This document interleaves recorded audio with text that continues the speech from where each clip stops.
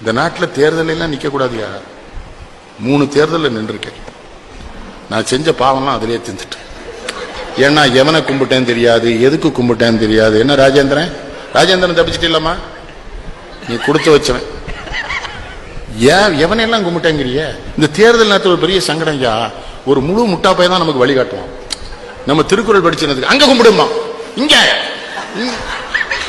கும்பிடுனா கோபப்படுவான். ஏன் தேர்தல் நின்று அவன் கேட்கான், அவன் நம்மளை நிறுத்தின மாதிரி. ஒரு தெருல 20 அம்மன் கோயில் இருக்கியா, தெரு மணி அடிப்பான். நல்ல சகுனம் நாயவன். நம்ம துட்ட கொடுத்தா மணி அடிக்க சொல்லியிருக்கான். எல்லா அந்த பூசாரி என்ன பண்ணுதான், ஆன்னு ஒரு கொட்டாய் கொடுத்தான். உன்னை இவன் சொன்னா அம்பாள் வந்துட்டான்னா.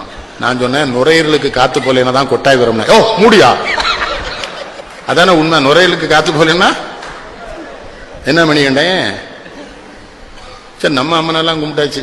இவன் பாதி கண்ணீர்ல கண்ணுல ஊதிய போட்டு எல்லாம் பண்ணி. இந்த கிறிஸ்தவ நண்பர்கள் வந்து சும்மா இருக்கானா? பிஷப்பை பாத்தீங்களான்னா பார்க்கல. எதுக்குன்னு அவர்கிட்ட 10,000 ஓட்டு இருக்குன்னா. அப்ப சாயங்காலம் போய் வாங்கிட்டு வந்துருவோம். நீ உருப்படவே மாட்டாங்க. இருக்குன்னு சொன்னா வாங்கிட்டு. நான் பிஷப்பை பார்க்க போயிட்டேன். நமக்கு நம்ம சாமியார்னா கும்பிட தெரியும், பிஷப்பை கும்பிட தெரியுமானே. போனோன்னே எப்படின்னு கேட்டேன். அந்த மண்டி போட்டு அந்த மோதிரத்தில் முத்தம் கொடுக்கணும்னா. நான் முத்தம் கொடுத்தேன், அது எச்சியா இருந்தது. பிஷப்கிட்ட கேட்டேன், என்ன சாமின்னு. அந்த வேட்பாளர் இப்போ தான் முத்தம் கொடுத்துட்டு போனான். துடைக்குன்னா நீ வந்துட்டேன்னாரு. அப்பதான் கேட்டேன், எத்தனை வேட்பாளர் வந்தான்னு. 10 வேட்பாளர் வந்துட்டான்னு. அப்போ ஓட்டு 10,000 1000 பிரிஞ்சுட்டு இது நமக்கு கிடைக்காது. வெளியில வந்த உடனே இன்னொரு வக்கீல் வந்தான், ஃபீலிக்ஸ் பெர்னாண்டோ. ஒண்ணு பிஷப் பாத்தீங்களா பாட்டேன்னு. யோ அது ப்ராட்டஸ்டன்ட் பிஷப். கேத்தலிக் பிஷப் பார்த்தேன்னா எனக்கு சந்தோஷம். ஓ நம்மள மாதிரி இவனையும் பிரிவு இருக்கு போல இருக்கு. மனுஷனுக்கு எச்சி புத்தி. கேத்தலிக் பிஷப்ட போனா இந்த எலெக்ஷன் நேரத்தில் துன்பப்படுத்தாம பத்தியா நின்னா தான் இந்த துன்பம் தெரியும்.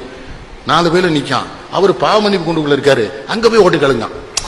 ஏல ஒரு பாவமன்னிப்பு கூண்டுல இருக்காரு. அண்ணாச்சி நேரம் இல்ல, இன்னும் 5 ஊருக்கு போனோம்ட்டான். நான் டக்குன்னு போய் மண்டி போட்டு, சாமி நான் இந்த தொகுதியில் காங்கிரஸ் வேட்பாளராக போட்டியிடுகிறேன். அவர் உடனே பரமண்டலத்தில் இருக்கிற பிதாவே, இந்த பாவி தேர்தல் என்கிற பாவக்களத்தில் காங்கிரஸ் கட்சி வேட்பாளராக நிற்கிற காரணத்தினால் இவனுடைய பாவத்தை ஏற்றி இவனை மன்னிப்பீராக. நான் என்ன பண்ண முடியும்? ஆமென் என்று சொல்லுவேன்.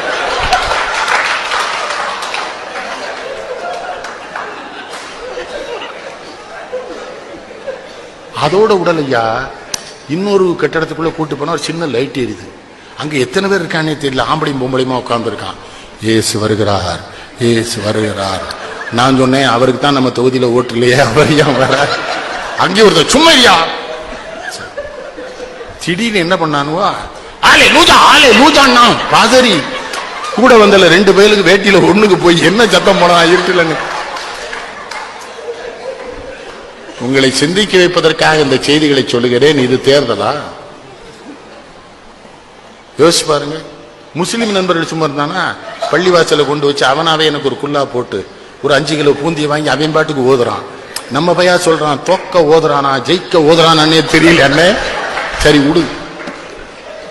அவனும் பாருங்க, உருது பேசுற முஸ்லீமுக்கு ஒரு பள்ளிவாசல், தமிழ் பேசுற முஸ்லீமுக்கு அங்கேயும் பேதம். மனிதன் மாறிவிட்டான், மதத்தில் ஏறிவிட்டான். கண்ணதா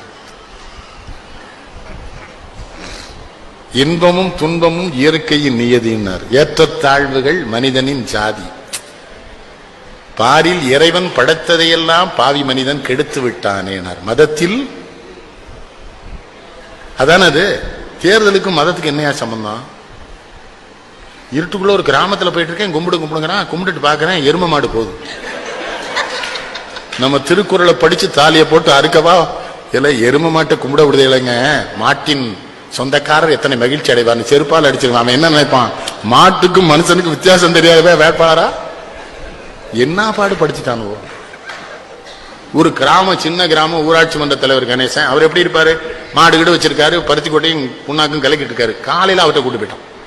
அண்ணாச்சி வந்திருக்காங்களான்னு அவர் திரும்பினாரா, வேட்டியை விட்டார். நான் அவரை கும்பிடுறேன். அவருக்கு மனசுக்குள்ள மகிழ்ச்சி. நம் மனைவிக்கு பிறகு நம்மை முழுமையாக பார்த்த வேட்பாளர் இவராக இருப்பார். என்னுடைய வாக்கை இவருக்கே அளிப்பதென்று. நல்லவேளை உங்களுக்கு சீட்டு கிடைக்கல, இந்த பக்கம் போயிடாதீங்க. அது இந்த பேரூராட்சி மன்றம் ரொம்ப கேவலமா இருக்கலாம் ராஜேந்திர. சின்னம் பூரா தப்பு தப்பா கொடுத்துருதான். அன்பின் சின்னம் ரம்பம், அறிவின் சின்னம் ரம்பம். ரம்பமும் அன்பும் என்னடா சம்பந்தம்? பண்பின் சின்னம் ரம்பம், பாசத்தின் சின்னம் ரம்பம் தானே. அட சண்டாள பயலு சொல்றனா இல்லையா? அதுல அன்னைக்கு வேலூர் கிட்ட ஒரு ஊர்ல கார்ல போயிட்டு இருக்காங்க, ஒருத்தன் சொல்றான், மறந்து விடாதீர்கள் 26ஆம் தேதி அதிகாலை எழுந்து குளித்து பொட்டிட்டு சாந்திட்டு புறப்பட்டு சென்று உங்கள் பொன்னான வாக்குகளை கிணத்திலேயே போடுமாறு கேட்டுக்கொள்கிறேன். ஆஹா,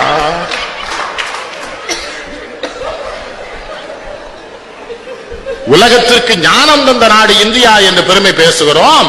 ஆனா உள்ளூர்ல ஒரு தேர்தல் நம்ம இவ்வளவு கேவலப்படும்.